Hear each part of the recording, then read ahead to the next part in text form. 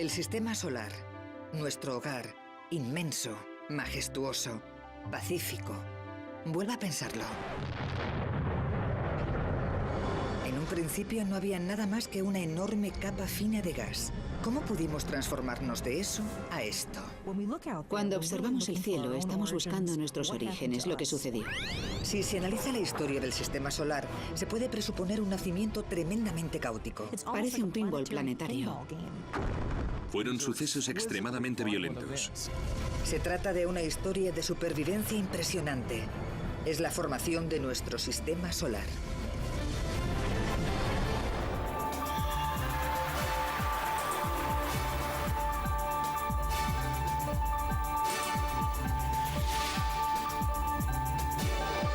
Ciencia al desnudo. El nacimiento del sistema solar.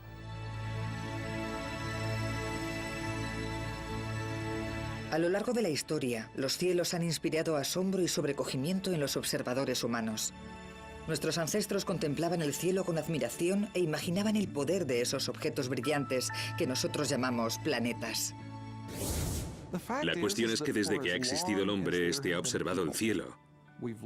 Ha estudiado lo que se ve en él y se ha preguntado lo mismo. ¿Qué relación existe entre nosotros y eso? En la antigüedad se construyeron megalitos, templos y pirámides con los que predecir sucesos cósmicos y adorar a los dioses del cielo. Sin embargo, los primeros telescopios desvelaron que el universo era muy diferente a lo que nos habíamos imaginado.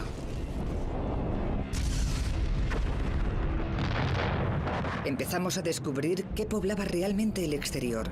No solo dioses, sino planetas, estrellas e inmensas nubes de gas. En 1755, Immanuel Kant, científico y filósofo alemán, centró sus estudios en esas inmensas nubes o nebulosas hasta dar con una de las primeras teorías modernas que explican cómo se formó el sistema solar. Ha resultado que todas esas nubes preciosas del espacio interestelar son muy importantes, puesto que es ahí donde nacen las estrellas y se forman los planetas. La idea clave de Kant, es decir, que las nebulosas podían colapsar y condensarse hasta formar planetas y estrellas, recibe el nombre de teoría nebular. 250 años más tarde, esta teoría sigue ayudando a explicar el nacimiento de nuestro sistema solar. Hoy en día, nuevas observaciones han revelado cuál es el origen del Sol, los planetas y las lunas del sistema solar. Algunos científicos, como el profesor Jeff Hester, están resolviendo muchos de los antiguos misterios que rodean este proceso de formación. Ahora estamos obteniendo las respuestas a las preguntas que la humanidad lleva cuestionándose desde que existe vida humana en la Tierra. Y esas respuestas cambian el concepto que tenemos de nosotros mismos. La doctora Michelle Thaler es astrónoma y trabaja con el telescopio espacial Spitzer de la NASA. Es el cuarto y último satélite del programa de gran observación de la NASA y ofrece a los científicos un punto de vista del universo totalmente nuevo. Los recientes avances de la astronomía se deben a que por fin podemos observar el universo tal y como es y no como lo percibe el ojo humano. Un modo de demostrar cómo surgió el sistema solar es estudiar la formación de otros sistemas más lejanos. Sin embargo, si Kant estaba en lo cierto y los nuevos sistemas solares surgen en el interior de nubes de gas interestelar, quizás no podamos distinguir jamás lo que sucede. Nuestros propios sentidos, lo que puede ver el ojo humano, no es en realidad todo lo que existe. Hay muchísimos otros objetos ahí arriba, pero los seres humanos no pueden percibirlos de forma natural.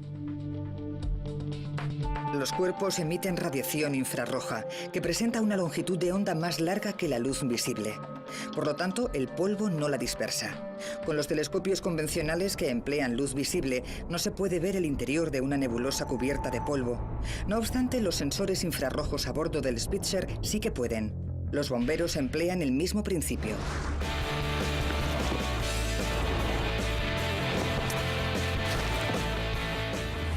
Esta habitación está repleta de humo. No hay manera de ver con nuestros ojos o con una cámara normal qué sucede en el interior. Por eso los equipos de bomberos emplean cámaras de infrarrojos para detectar a las personas que están en la sala, aunque en realidad lo que observan es el calor de su cuerpo.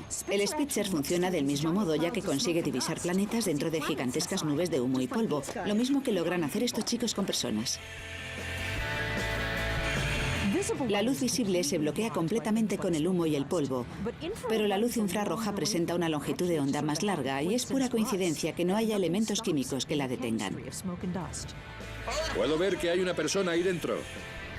Señor, ¿puede oírme? ¡Despierte! ¡Fuego! ¿Está bien? Creo que ahora se pueden imaginar mejor en qué medida somos capaces de detectar lo que antes de emplear el telescopio espacial Spitzer nos era imposible. Una cámara en una habitación llena de humo es una cosa, pero un telescopio en el espacio exterior es algo muy distinto.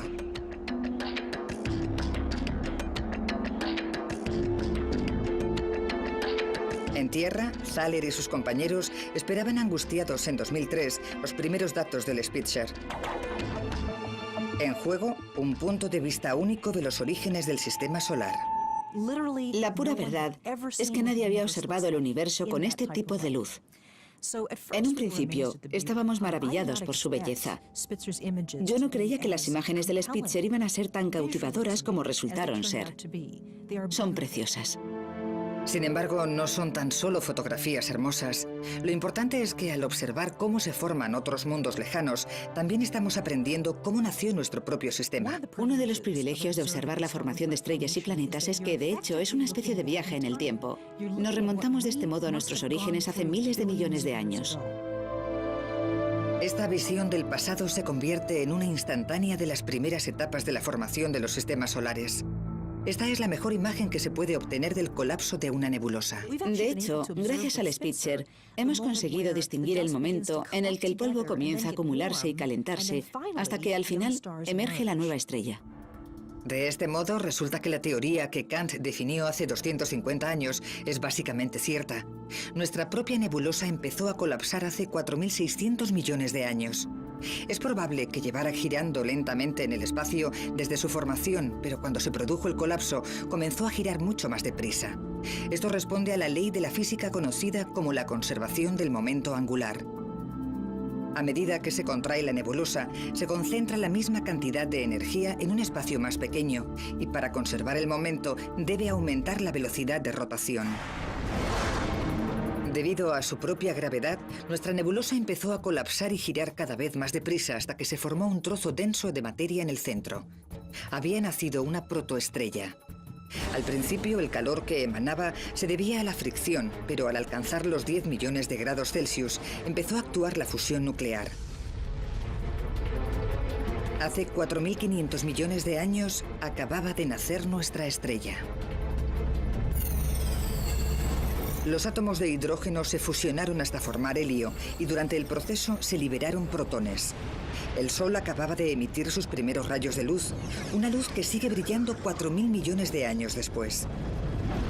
Nuestra estrella se asemeja a un horno nuclear enorme de 1.600.000 kilómetros de diámetro. A día de hoy parece una transformación muy pacífica, puesto que el Sol irradiaba una suave energía por todo el sistema solar primigenio. Se desarrollaba todo tipo de actividades. Los objetos cambiaban muy rápidamente. Había violencia, explosiones y radiación intensa.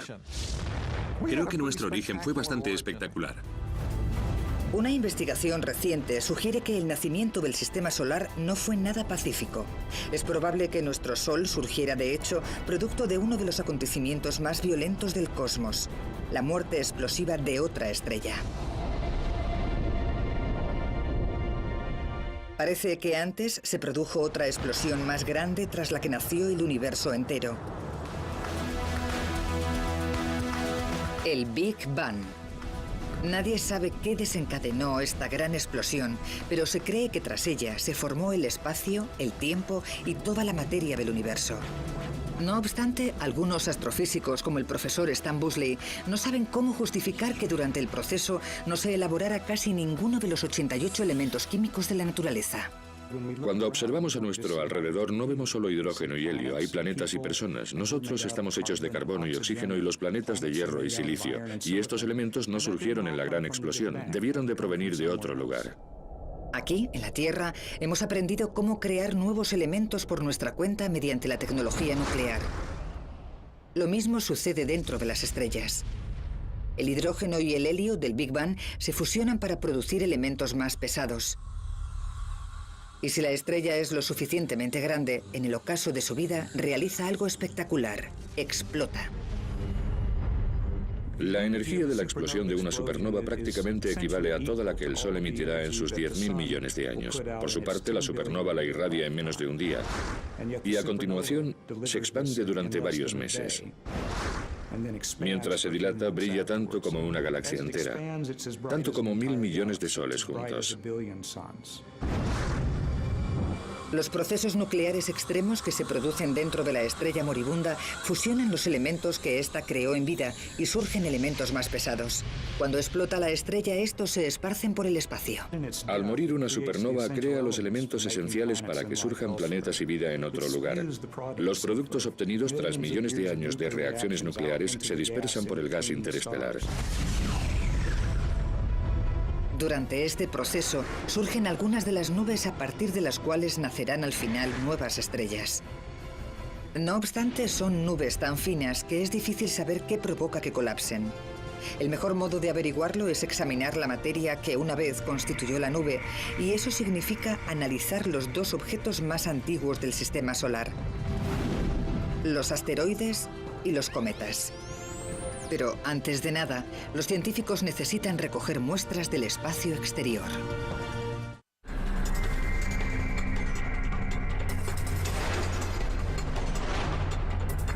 Los cometas son reliquias de los primeros días de existencia del sistema solar y pueden ofrecer datos que permitan entender nuestro origen. Sin embargo, para poder estudiarlos en profundidad, los científicos necesitaban muestras. En 1981, un hombre, el Dr. Peter Shaw de la NASA, empezó a trabajar en la idea de recolectar fragmentos de cometa. Es una especie de ciencia forense espacial.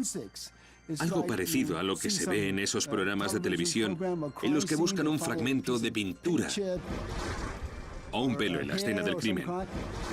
Algo muy similar a lo que estamos intentando hacer nosotros. Shaw y sus compañeros diseñaron el Stardust, que debía viajar a más de 480 millones de kilómetros de la Tierra para recoger pequeños fragmentos del cometa Bill 2, pero había un problema. Las partículas de polvo iban a poseer una velocidad 6 veces superior a la de una bala, y pese a ello, Shaw necesitaba que llegaran a la Tierra intactas. Lo que necesitaba era un material especial que fuera capaz de contener una bala a gran velocidad, que pudiera capturarla sin romperla. Lo que necesitaba era recoger la bala sin que explotara. Shaw debió realizar más de 2.000 experimentos para perfeccionar el aparato que se iba a emplear en la pesca de cometas. Estaba fabricado con el mismo elemento químico que el vibrio, el dióxido de silicio, pero presentaba una densidad 1000 veces inferior a la de este. Shaw lo llamó aerogel de silicio con gradiente suave. Si existía algo que pudiera detener las partículas de cometa, era este material. Con las celdas de captura fabricadas de aerogel, la sonda estaba lista para izar el vuelo. Despegó el 7 de febrero de 1999 sobre un cohete Delta. Se enciende el motor y despega por fin la nave espacial Stardust, que volverá convertida en una máquina del tiempo llena de elementos procedentes de la formación del sistema solar. Su viaje de más de 3.200 millones de kilómetros duró casi 5 años, pero por fin llegó la noche del encuentro con el cometa. Desde la sala de control, todo lo que podían hacer Shaw y sus compañeros era esperar. Habíamos realizado muchas simulaciones, pero la pregunta seguía siendo si iba a cruzarse con un cometa. Y si no era así, ¿habría recogido algo de materia después de todo? Hubiera sido algo terrible que a la vuelta no trajera nada en su interior. Finalmente, en 2004, la cápsula entró en la atmósfera de la Tierra. Aterrizó sin problemas y los científicos se apresuraron a transportar el valioso cargamento al laboratorio. En cuanto lo abrieron, supieron que la misión había sido un éxito. Si se hubiera capturado una sola partícula que podía verse sin necesidad de un microscopio, me hubiera dado por contento, pero es que había más de 3 docenas. Fue un logro increíble. Eran las primeras partículas de cometa que llegaban a la Tierra en perfecto estado. Quizás los fragmentos fueran pequeños, pero contenían muchísima información. Tardaremos muchos años en comprender realmente cómo se formó el sistema solar, porque nos llevará un par de décadas exprimir todo lo que se pueda de las muestras del Stardust.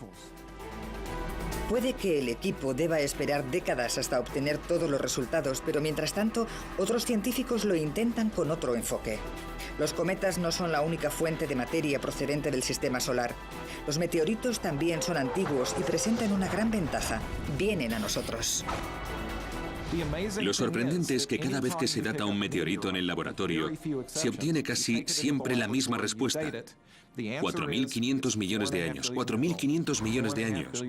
Por tanto, estos fragmentos son restos del sistema solar primigenio. En consecuencia, lo que se tiene en la mano es una pieza clave que relaciona el inmenso universo con cualquier individuo, con nuestra existencia en general y con la historia que ha hecho que lleguemos hasta aquí.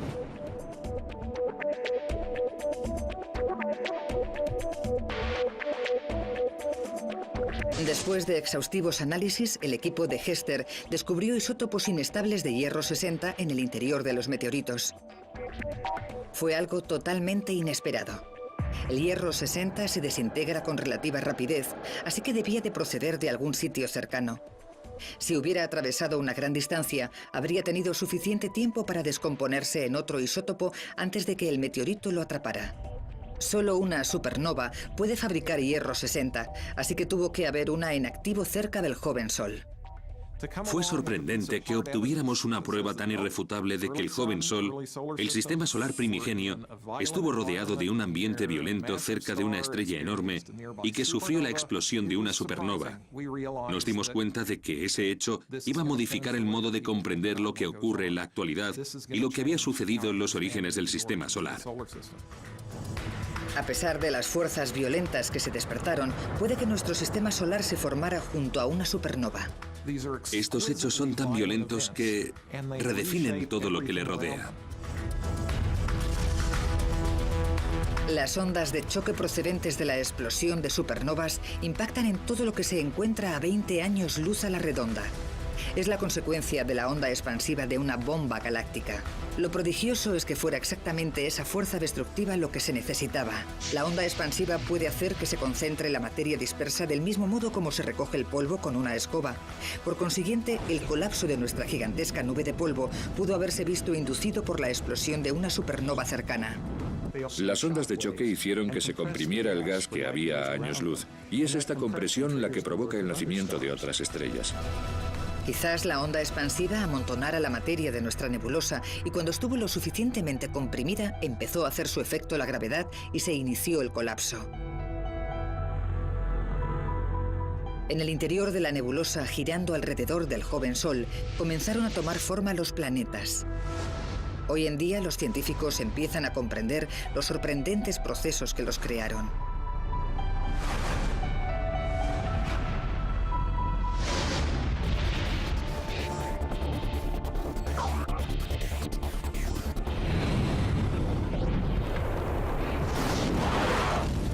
Durante años, el proceso de la formación planetaria había turbado a los científicos.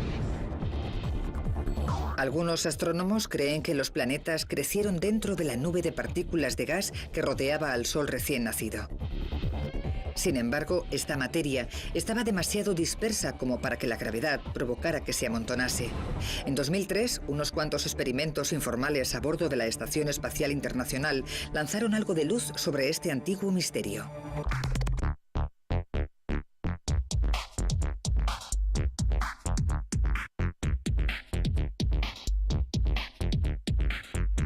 En el tiempo libre, el astronauta Don Pettit se dedicaba a realizar unos pequeños experimentos en los que observaba cómo se comportaban las partículas en ausencia de gravedad.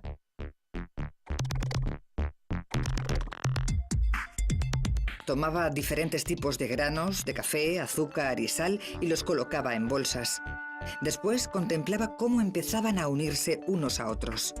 Se dio cuenta de que la fricción que surgía entre las partículas cuando chocaban dentro de la bolsa creaba una carga electroestática que las atraía entre sí hasta que se formaban trozos de materia.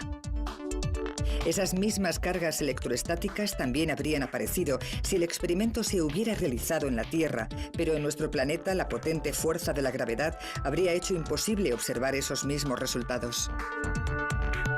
Petty y sus compañeros se dieron cuenta de que lo que ocurría en ausencia de gravedad dentro de la estación espacial podría haber sucedido del mismo modo en el ambiente de gravedad cero del sistema solar primigenio.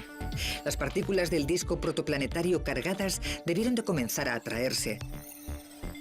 Entre los científicos planetarios como Jack Lissauer, este proceso recibe el nombre de acreción. Observamos signos de acreción en nuestra vida diaria. Por ejemplo, las gotas de lluvia se condensan en pequeñas gotitas alrededor de motas de polvo y colisionan unas con otras cuando caen. Del mismo modo, las partículas colisionan dentro de la nebulosa solar y se convierten en objetos más grandes.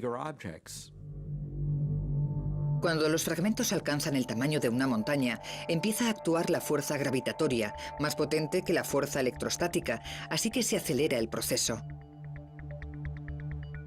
En un periodo de 1 millón de años, esos fragmentos pueden convertirse en planetesimales, o partes de planetas, que con el tiempo formarán un planeta entero. La gravedad mantiene a los planetas en sus órbitas alrededor del Sol. De siempre se entendía que se trataba de una misteriosa fuerza, pero desde Einstein los científicos tienen un concepto diferente de la gravedad.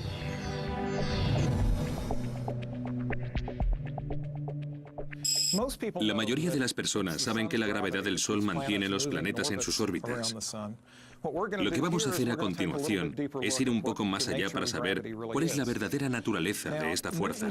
La primera ley del movimiento de Newton, la ley de la inercia, establece que todo cuerpo permanece en reposo o en movimiento uniforme rectilíneo si no actúan fuerzas sobre él. Ahora vamos a comprobarlo en esta superficie plana. Si esta bola representa a un planeta y lo hago rodar por la superficie, presentará un movimiento uniforme rectilíneo. Ahora bien, Einstein aportó algo en este aspecto.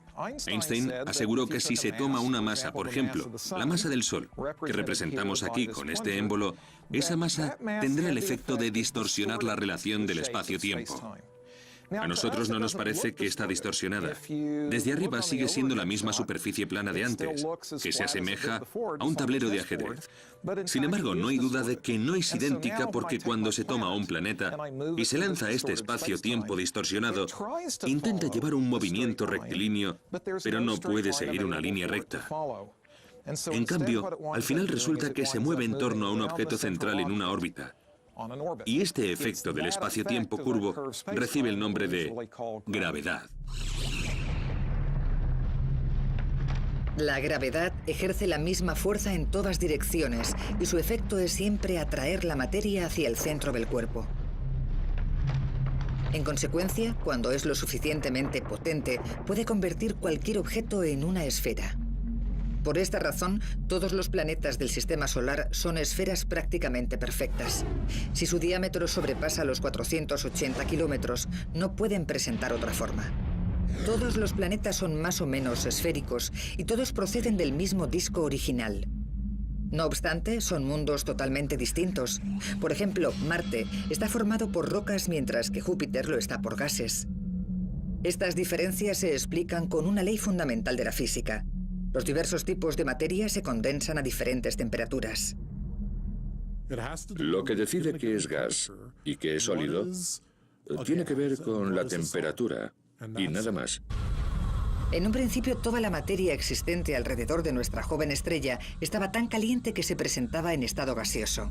Después, a medida que iba alejándose, fue enfriándose y la materia se condensó igual que los copos de nieve que se forman en la Tierra. En el sistema solar interno, que estaba más cerca del Sol, la temperatura era elevada, demasiado elevada para que se condense en el gas o el hielo. A esa distancia se evaporarían de forma instantánea. Sin embargo, las partículas metálicas no tienen problema en ese ambiente y, por lo tanto, surge el planeta más metálico, Mercurio. El astrofísico Steve Dees es una autoridad en formación planetaria. Su investigación le ha llevado a comprender la hostilidad que debe reinar en Mercurio. No hay atmósfera ni océanos, solo hay roca y la zona que está orientada hacia el Sol alcanza tal temperatura que, por ejemplo, el plomo se fundiría sin problemas. Llega a haber cientos de grados Celsius. Ese calor sofocante se debe a que Mercurio está muy próximo al Sol, prácticamente a 1/3 de la distancia entre este y la Tierra. A medida que nos alejamos, desciende la temperatura unos 500 grados centígrados. En este ambiente se condensan partículas más rocosas. En consecuencia, en esta región se formaron Venus, la Tierra y Marte.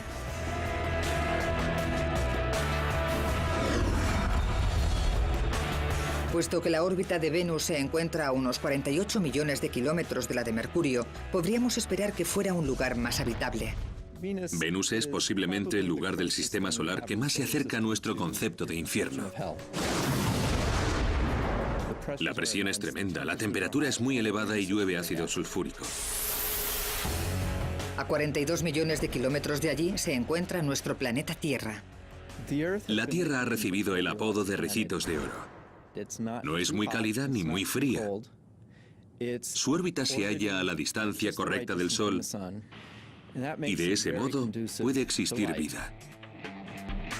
Nuestro planeta cuenta con una capa de ozono protectora que nos salvaguarda de la radiación nociva de los rayos UVA y un campo magnético que repele la radiación cósmica mortal.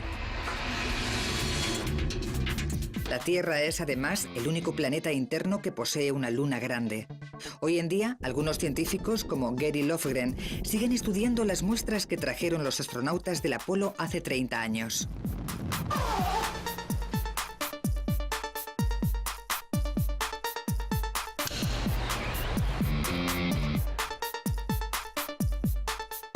Lofgren trabaja en las instalaciones de almacenamiento lunar donde la NASA guarda la mayor parte de los 380 kilogramos de roca que recogieron de la Luna. Durante años, los científicos los han estado analizando para descubrir cómo se pudo formar la Luna y el resto del sistema solar.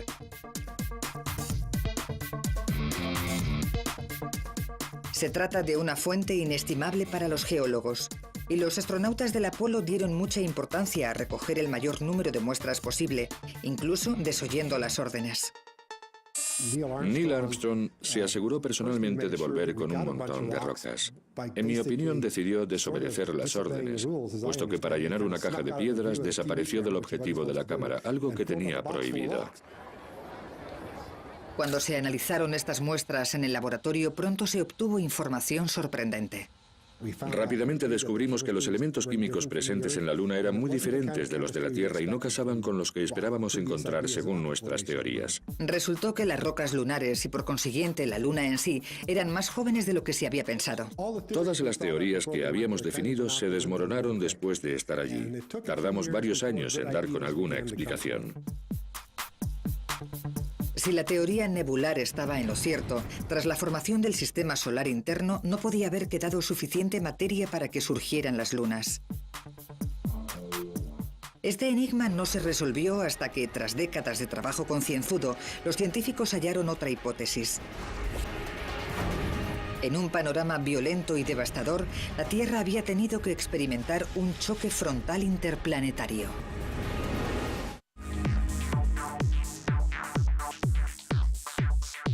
En 1969, Neil Armstrong fue el primer hombre que caminó sobre la Luna.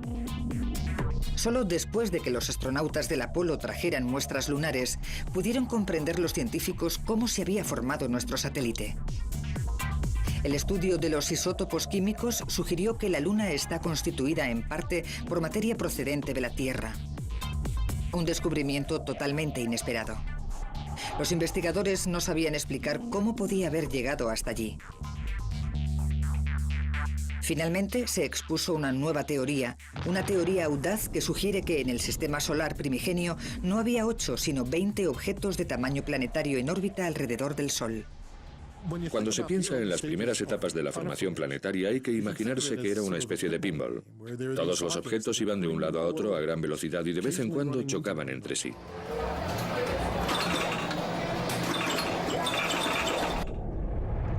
Hace 4.530 millones de años, la joven Tierra chocó frontalmente con un objeto llamado Theia, un cuerpo del tamaño de Marte. Si se produjera esa colisión hoy en día, probablemente conllevara el fin de la humanidad. Equivaldría a muchísimas bombas de hidrógeno explotando en la superficie de la Tierra a la vez.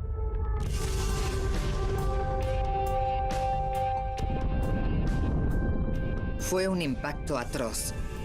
El golpe fue tan fuerte que, en consecuencia, miles de millones de toneladas de roca se libraron de la fuerza de la gravedad y se diseminaron en el espacio. La materia quedó atrapada por la fuerza gravitatoria de la Tierra y entró en órbita. Durante varios millones de años, fue amalgándose hasta convertirse en la Luna. Esta colisión reafirma la supuesta violencia reinante en el sistema solar primigenio. Por entonces, un número infinito de cuerpos giraban en órbitas caóticas.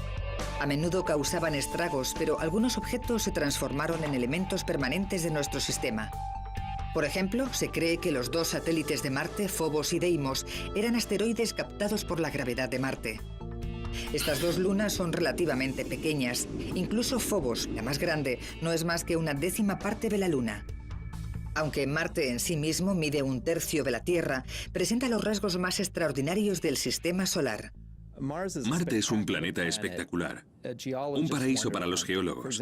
Por ejemplo, se puede encontrar el cañón más grande de todo el sistema solar, el Valles Marineris, que presenta afluentes laterales que eclipsarían el Gran Cañón de la Tierra. Su tamaño es aproximadamente el de Estados Unidos. Además, cuenta con el volcán más grande de todo el sistema solar, el Monte Olimpo, que haría parecer pequeño al Everest.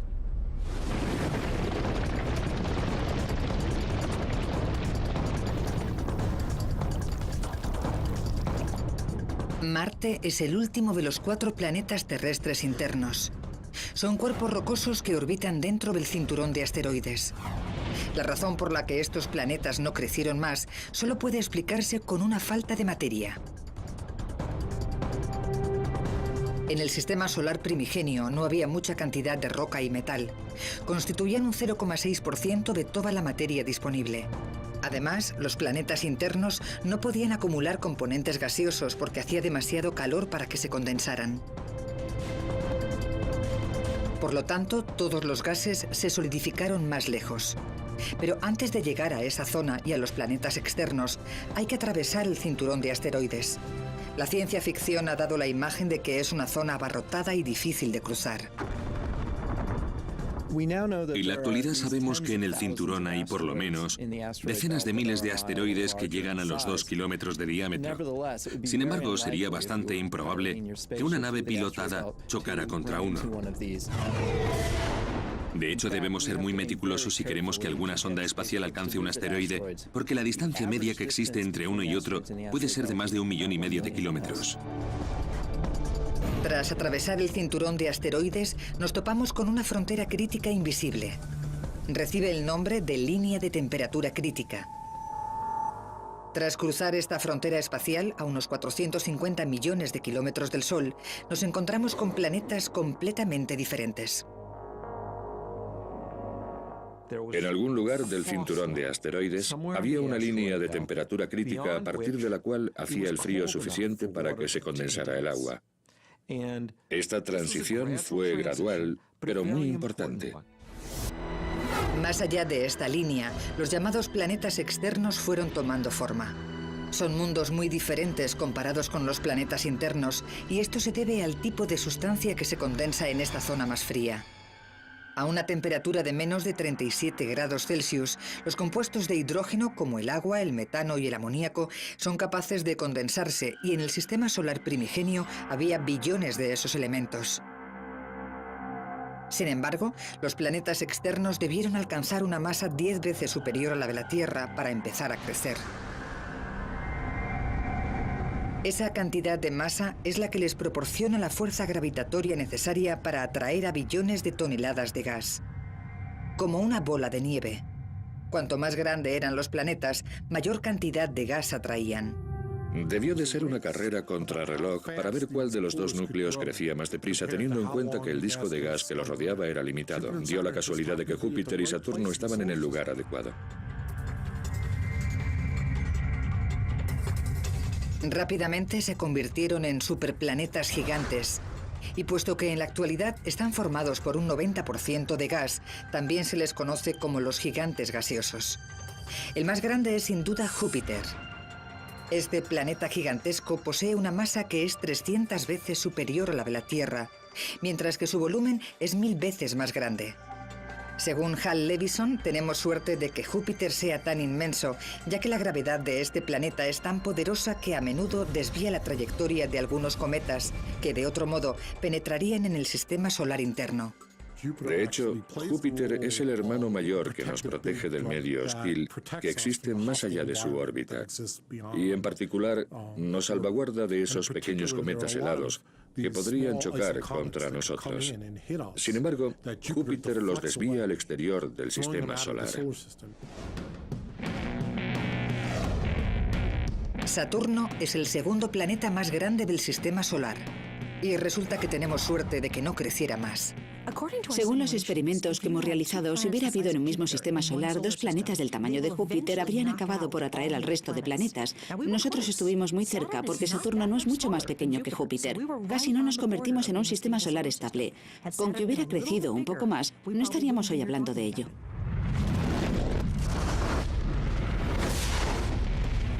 Es una idea que asusta. La gravedad de un Saturno más grande junto a la de Júpiter habría atraído y devastado a los planetas más pequeños. Por suerte, Saturno no tomó esa senda destructora y en su lugar se convirtió en una de las bellezas del sistema solar. Siempre que muestro los planetas con el telescopio, dejo Saturno para el final. Es bonito, una preciosidad. Esa hermosura se debe en buena parte a sus grandes anillos. Los anillos están compuestos por miles de millones de fragmentos que crecen y se desintegran continuamente debido a las fuerzas gravitatorias opuestas de Saturno y sus lunas.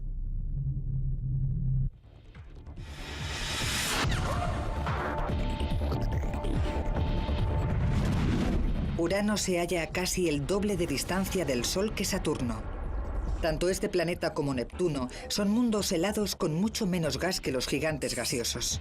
En cierto sentido, llegaron al banquete demasiado tarde. Urano es un lugar muy sencillo de color verde azulado gracias a la capa de metano que recubre su atmósfera. Debido a esa lejanía, no se convirtió en un gigante de gas, sino en uno de hielo. La temperatura media alcanza los 200 grados bajo cero. Desde que Plutón se ha visto degradado a la categoría de planeta enano, Neptuno, de color azul, es actualmente el último planeta. Hasta hace poco se pensaba que estos cuerpos marcaban el final del sistema solar.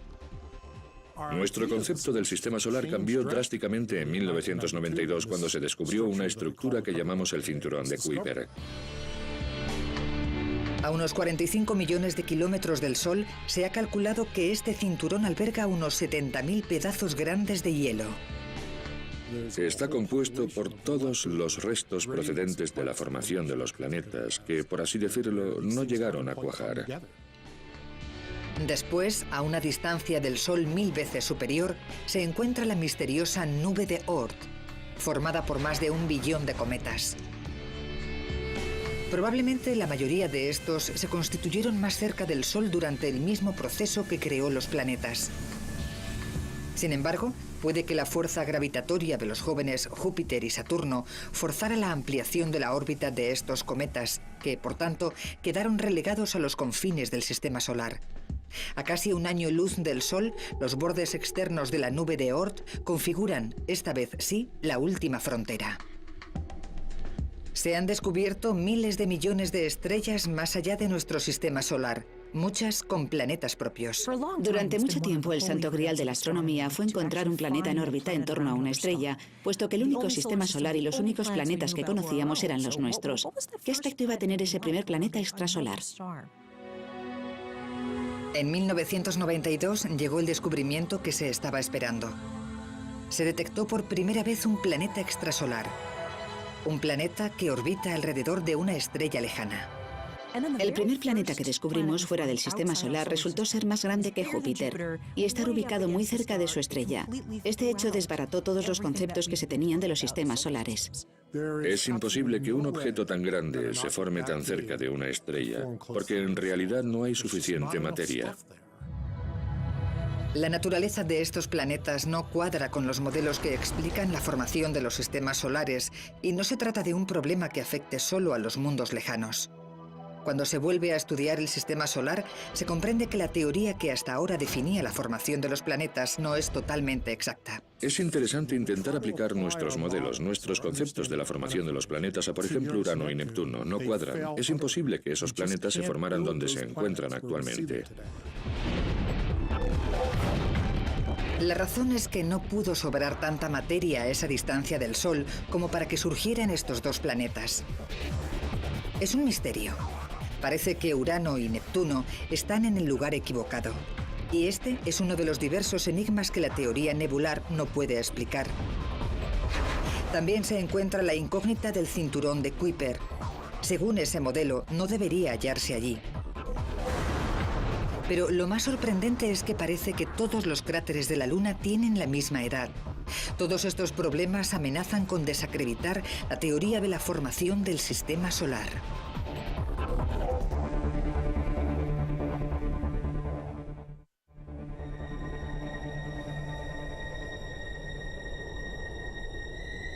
La Luna puede ser nuestro vecino más cercano, pero aún esconde numerosos secretos.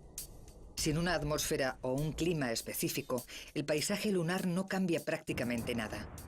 Por consiguiente, se creía que una serie de bombardeos cada 1000 años era suficiente para explicar su superficie agujereada. Sin embargo, las misiones de los Apolos recogieron muestras de roca lunar, entre las que se incluían los restos procedentes de antiguos impactos. Los resultados de los análisis contaron una historia muy diferente. A medida que estudiábamos la Luna, quedaba claro que un gran número de los cráteres surgieron hace unos 3.900 millones de años, y por tanto durante esa época debió de haber una concentración elevada de colisiones. Los geólogos lunares emplean métodos de datación radiométrica para determinar la edad de las muestras. Fue una gran sorpresa descubrir que la mayor parte de los cráteres se formó en un periodo relativamente breve de bombardeos.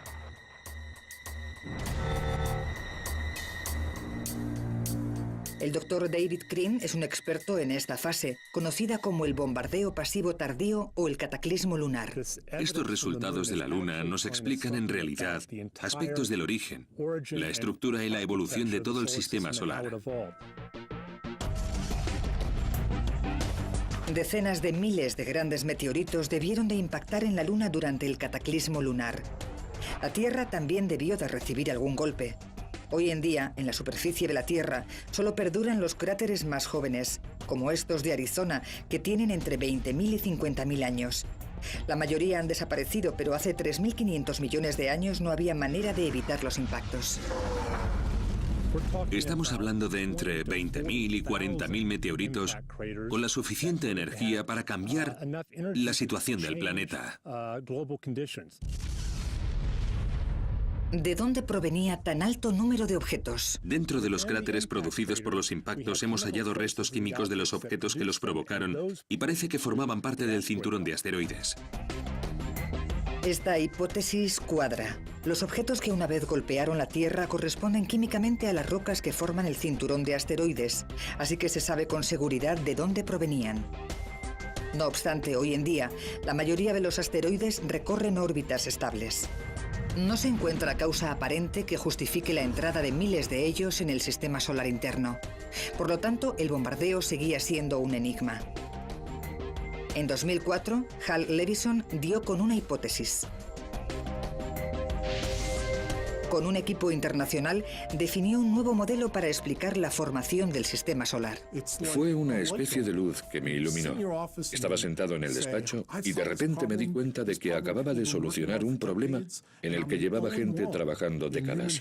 En esos momentos era el único en toda la historia de la humanidad que había llegado a comprender el problema. La teoría de Levison asegura que los planetas se formaron en órbitas muy diferentes, pero que se movieron después. La mayoría de los científicos creía que el sistema solar era estable y relativamente predecible, pero ahora muchos expertos no están de acuerdo.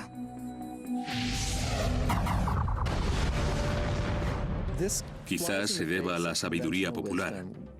Posiblemente los astrónomos jamás se plantearon que los planetas no hubieran nacido donde los vemos en la actualidad.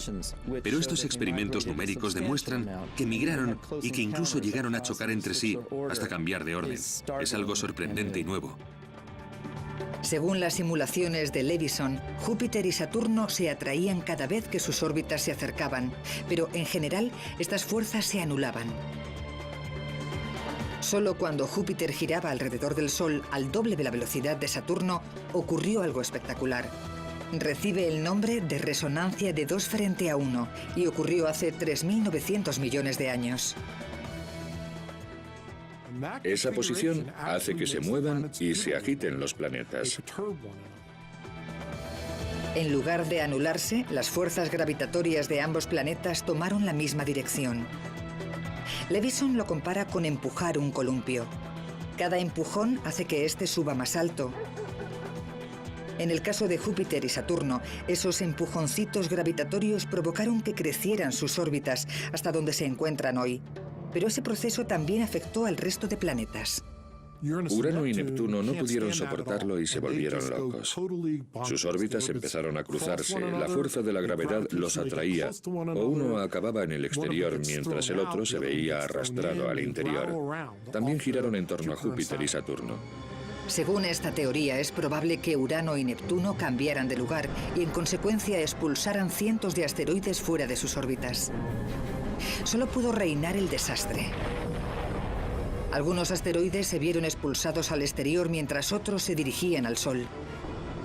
Miles de ellos impactaron en los planetas interiores y en la Luna terrestre. Puede sonar a una transformación demasiado caótica para ser cierta, pero diversas pruebas empiezan a sugerir que eso fue exactamente lo que sucedió. No podría volver a ocurrir. Júpiter y Saturno se encuentran demasiado lejos. Sin embargo, este acontecimiento debió de ser clave en la formación del sistema solar. Lo increíble es que se desarrollara de este modo, porque podría haber habido un final muy diferente.